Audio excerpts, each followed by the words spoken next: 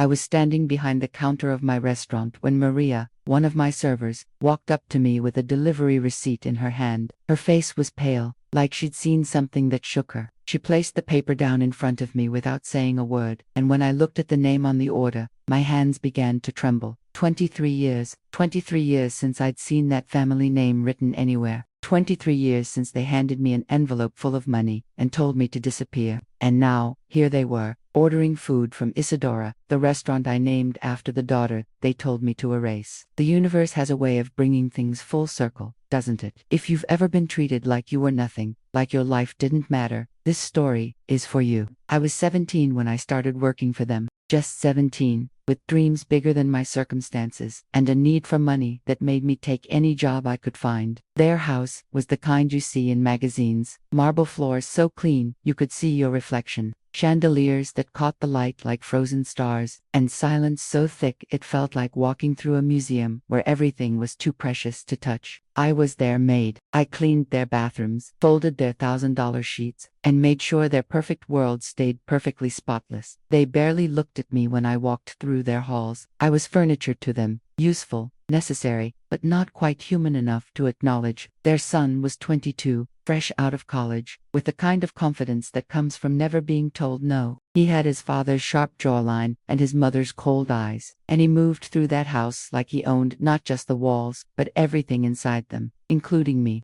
It started with small things, a comment about how I looked when I was cleaning, his hand lingering too long when he handed me something, the way he'd find reasons to be in whatever room I was working in. I was 17 and naive, and when someone from a world like that pays attention to someone from a world like mine, it feels like being chosen. One afternoon, when his parents were out, he cornered me in the hallway outside his room. He said he'd been watching me, that I was different from the other girls he knew. He made it sound like a compliment, like I should be grateful for his attention. And maybe, for a moment, I was. What happened next wasn't love. It wasn't even attraction. It was power, his over mine. It was a wealthy boy taking what he wanted because he'd never been taught that some things aren't his to take. And I was too young, too overwhelmed by his world, too afraid of losing the only job I had, to fight back the way I should have. 6 weeks later, I missed my period. When I finally worked up the courage to tell him, he looked at me like I'd just spilled wine on his white carpet, annoyed, inconvenienced, like I was a problem that needed to be solved quickly and quietly. "That's impossible," he said, which was the first lie. Then he said, "It's not mine," which was the second. And finally, "You need to take care of this," which wasn't a suggestion. I waited 3 more weeks before I told his mother. I thought maybe, somehow, she'd understand. Maybe the maternal instinct in her would recognize the life growing inside me and show some compassion. I was so wrong.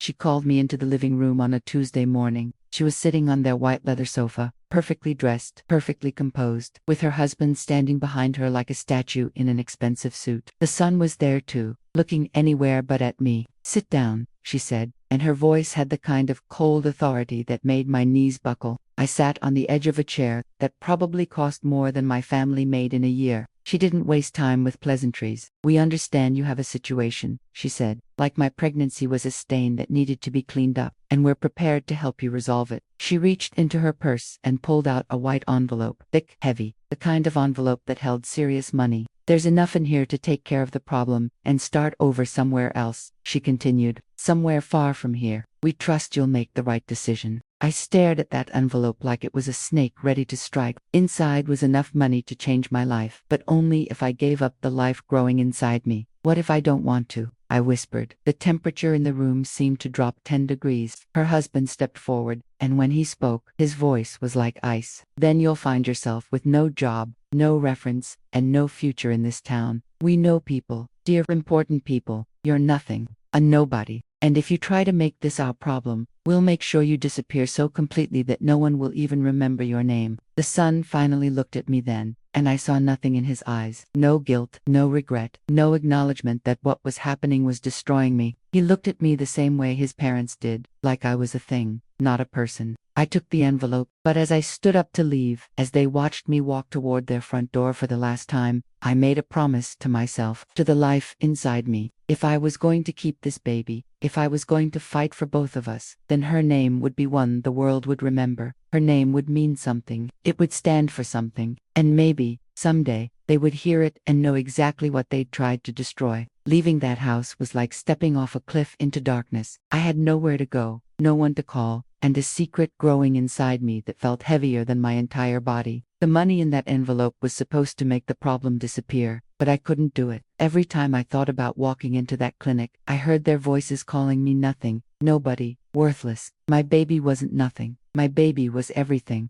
I found a room in a boarding house on the wrong side of town. The walls were thin, the heat barely worked, and the woman who ran it looked at me like she knew exactly what kind of trouble I was in, but it was mine. For the first time in my life, I had a space that belonged to me, even if it was smaller than the closet in their house. The first months were the hardest. I worked whatever jobs I could find, cleaning offices at night, stocking shelves before dawn, washing dishes in restaurants that smelled like grease and broken dreams. My belly grew, and my options shrank. Employers don't want pregnant teenagers. The world doesn't want pregnant teenagers, but I wanted her. Even when I was so hungry, I felt dizzy. Even when I slept on benches because I couldn't make rent. Even when I cried so hard I thought I might break something inside me that couldn't be fixed. I wanted her. I named her Isadora before she was even born. It means gift of the goddess, because that's what she was to me. A gift I almost gave up, a blessing I almost let them steal. When she finally came into the world, tiny and perfect and screaming with the kind of rage I'd been holding inside me for months, I held her against my chest and whispered her name over and over, until it felt like a prayer. Isadora, I said. Your name is Isadora, and it's going to mean something. The first years were survival. Pure, raw survival. I worked 3 jobs and slept 4 hours a night. I fed her before I fed myself. I learned that love isn't just a feeling, it's a choice you make every single day. Even when you're too tired to think, even when the world tells you you're doing everything wrong. When Isadora was 3, I got a job in a small restaurant kitchen.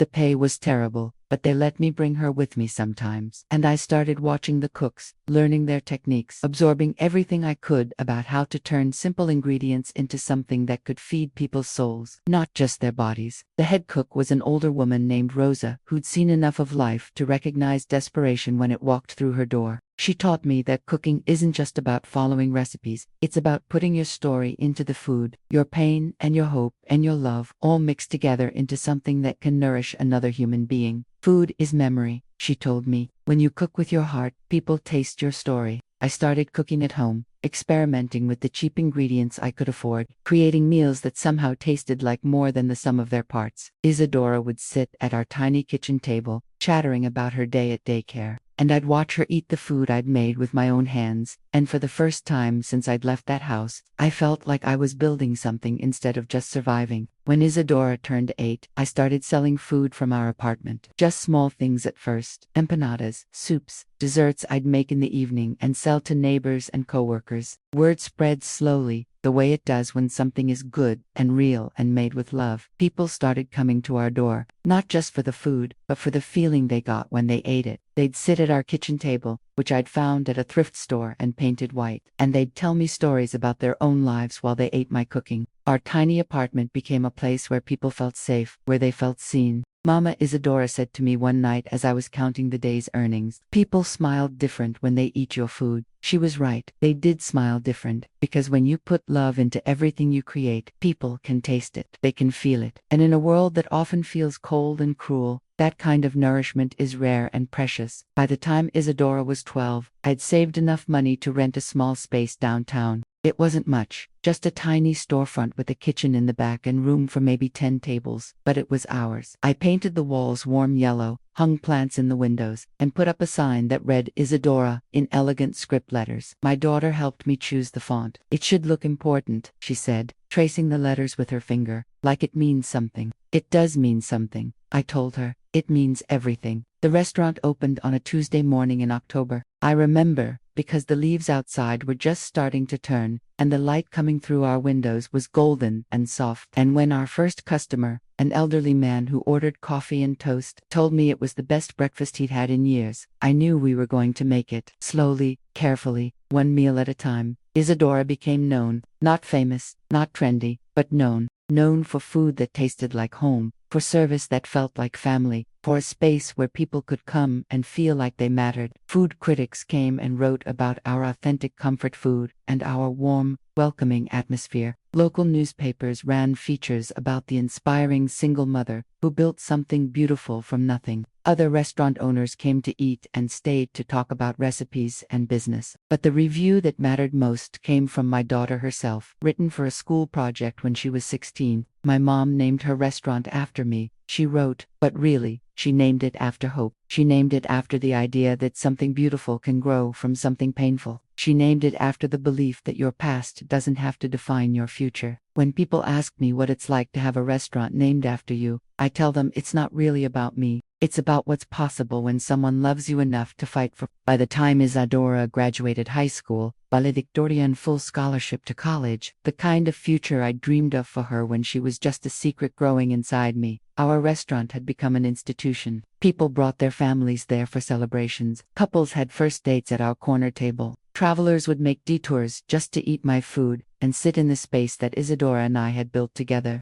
We were no longer surviving. We were thriving. And every single day, every single customer, every single meal was proof that they had been wrong about me, about us, about what we were worth. 23 years later, I was standing behind the counter of that same restaurant when Maria brought me that delivery receipt. 23 years of building, growing, succeeding, proving every single day that I was not nothing, that my daughter was not nothing, that the love between us was not nothing. And now they were ordering food from us. The order was substantial: appetizers, main courses, desserts, enough food for a family gathering. I recognized the address, the same neighborhood, though not the same house. Apparently, even their world had shifted over the years. I looked at Maria, who was still standing there with a worried expression on her face. "I'll prepare this order myself," I told her. "Are you sure, Mrs. Santos? You don't usually, I'm sure." I walked into the kitchen and began cooking their meal with the same care I put into every order that left my restaurant, because that's who I had become, someone who put love into everything I created, even when that love was complicated, even when it was mixed with old pain and newer strength. As I cooked, I thought about the girl I'd been when I worked in their house, 17, scared, trying so hard to be invisible that I'd forgotten I was human. I thought about the woman I'd become, confident, successful, surrounded by people who valued me, not for what I could glean or serve, but for what I could create. I thought about Isadora, now 23 herself, finishing her master's degree in business, preparing to help me expand our restaurant into the franchise we'd been planning. Beautiful, brilliant, strong Isadora, who'd grown up knowing she was wanted, knowing she was loved, knowing her name meant something important. When the order was ready, I packed it carefully in our signature containers, the ones with Isadora printed in that same elegant script my daughter had chosen all those years ago. I walked it to the front counter myself, something I rarely did anymore. The delivery driver was running late, so they'd decided to pick up the order themselves. I watched through the window as a familiar car pulled up outside, older now, not quite as sleek as I remembered, but unmistakably theirs. The woman who walked through our door was recognizable, but changed. Her hair was silver now instead of blonde, her face lined in ways that spoke of years I knew nothing about. Behind her came a man I assumed was her husband, though he looked frailer than the imposing figure from my memories. And behind him,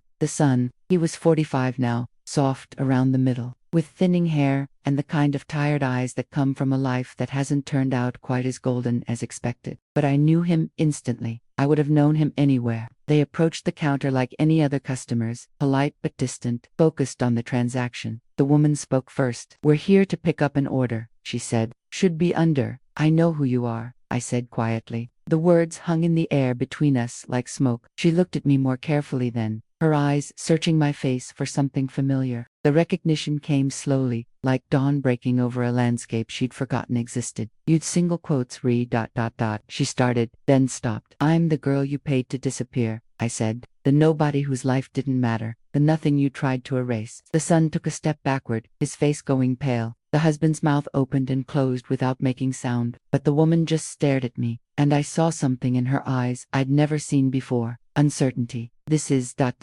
she began. "This is Isadora," I said, gesturing to the restaurant around us, to the walls covered with photos of happy customers, to the awards and reviews and evidence of 23 years of building something beautiful. This is my daughter's name. The daughter you told me to get rid of. The daughter you said would ruin your son's future. I placed their order on the counter between us. She's 23 now, graduating with her master's degree, planning to help me expand this business into something even bigger. She's brilliant and kind and strong, and she knows exactly how much she's worth. The woman's hands were shaking as she reached for the bags. We didn't know, she whispered. You didn't want to know, I corrected. You wanted me to disappear so you could pretend it never happened. You wanted to erase us so your perfect world could stay perfect. I looked at the son then, this middle-aged man who'd once been a boy taking what he thought belonged to him. Do you remember what you told me? I asked him. That last day, when your parents handed me that envelope, you said I was nothing, that I'd always be nothing. He opened his mouth, but no words came out. Well, I continued, this nothing built something.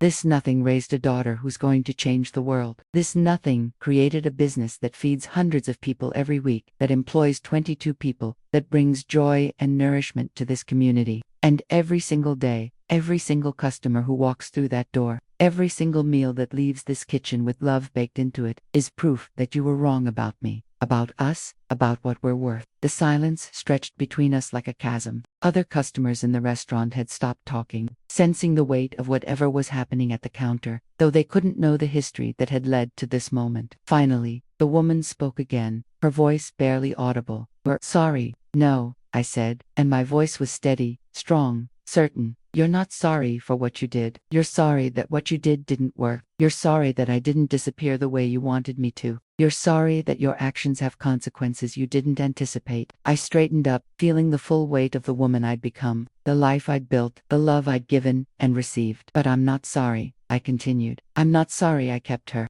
I'm not sorry I named this restaurant after her. I'm not sorry that your cruelty led me to discover my own strength, because without that moment in your living room, without that envelope full of money, and those words that cut me to pieces, I never would have learned what I was capable of. The son finally found his voice, though it came out rough and uncertain. Is she, is she happy? He asked. I looked at him for a long moment. This man who'd fathered my daughter but had never been her father, who'd contributed his DNA but nothing else to the person she'd become. She's extraordinary, I said. She's everything you'll never be. She's kind where you were cruel, strong where you were weak, brave where you were cowardly. She's the best parts of me and none of you, and that's exactly how it should be. I pushed their order toward them across the counter. Your food is ready, I said. The total is $67.43. The woman fumbled for her wallet, hands still shaking, and placed cash on the counter. Too much cash, like she was trying to tip her way out of the discomfort of the moment. Keep the change, she mumbled. No, I said, counting out the exact change and placing it in her palm. I don't need your money anymore. I never did. As they turned to leave, carrying bags of food from the restaurant named after the granddaughter they'd never known, the daughter they'd tried to erase, I called after them one last time. Her name is Isadora, I said. In case you were wondering, it means gift of the goddess, and that's exactly what she is. They left without another word, and I watched through the window as they got into their car and drove away, carrying food prepared with love by the woman they'd once dismissed as nothing, in the restaurant named after the child they'd wanted erased. When they were gone, Maria came over to me, her eyes wide with concern. Are you okay? She asked. I looked around at the restaurant humming with conversation and laughter, at the servers moving between tables with plates of food that would nourish bodies and souls, at the framed photo behind the register of Isadora in her graduation cap and gown, brilliant smile, radiating pride and joy and possibility. I'm perfect, I told her, and I meant it. That evening, when Isadora called from college like she did every Tuesday night, I told her about what had happened, about the order, the recognition, the conversation at the counter that had been 23 years in the making. How do you feel, Mama? She asked when I finished the story. I thought about it for a long moment, sitting in the quiet of my restaurant after closing, surrounded by the evidence of everything we'd built together. Free, I said finally. For the first time in 23 years, I feel completely free. Good, she said, and I could hear the smile in her voice. Because you know what? They're going to tell people about this, about the restaurant, about you, about me. And when they do, when they say the name Isadora, they're going to remember that they were wrong. they're going to remember that they underestimated us. And everyone who hears that story is going to know that sometimes the people you try to destroy are the ones who end up creating something beautiful. She was right, of course. She was always right. My brilliant, beautiful daughter, who'd grown up knowing her worth, who'd never doubted her value, who carried her name like a banner of everything good and strong and possible in this world. The next morning, I opened the restaurant like I did every day, but somehow, everything felt different. Lighter, the coffee smelled richer, the morning light through the windows seemed warmer, and when customers started arriving for breakfast, their smiles seemed brighter. Around noon, a young woman came in alone and asked to be seated at our corner table. She ordered coffee and looked around the restaurant with curious eyes, taking in the photos on the walls, the plants in the windows, the comfortable chaos of a place where people come to be fed in all the ways that matter. When I brought her coffee, she looked up at me and said, "I heard about this place from some people yesterday.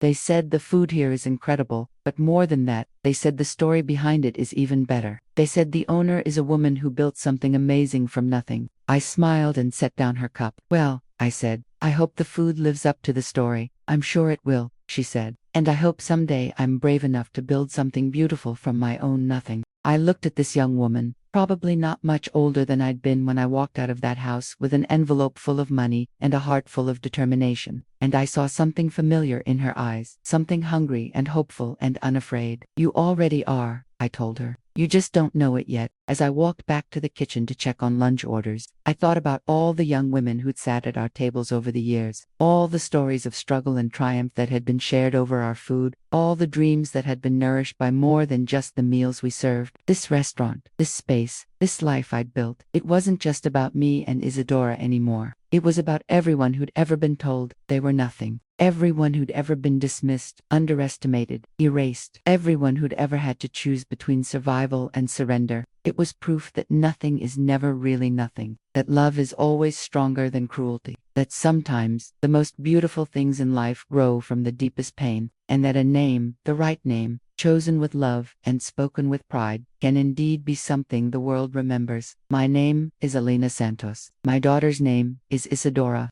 And this is our story of how we turned nothing into everything, one meal at a time. If this story moved you, if you've ever been told you were nothing but knew you were something, if you've ever had to choose between giving up and fighting for what you love, I want to hear from you. Share your story in the comments below. Tell me about the time you proved them wrong. Tell me about the beautiful thing you built from pain. Because the truth is, we're all capable of creating something extraordinary from the pieces of our broken beginnings. We're all capable of turning our nothing into everything. And when we do, when we succeed, when we thrive, we don't just change our own lives, we change what's possible for everyone who comes after us. Like this video if you believe in the power of never giving up. Subscribe if you want to hear more stories about ordinary people doing extraordinary things. And remember, your name means something, your story matters, and you are never, ever nothing. Thank you for listening, thank you for believing, and thank you for being here.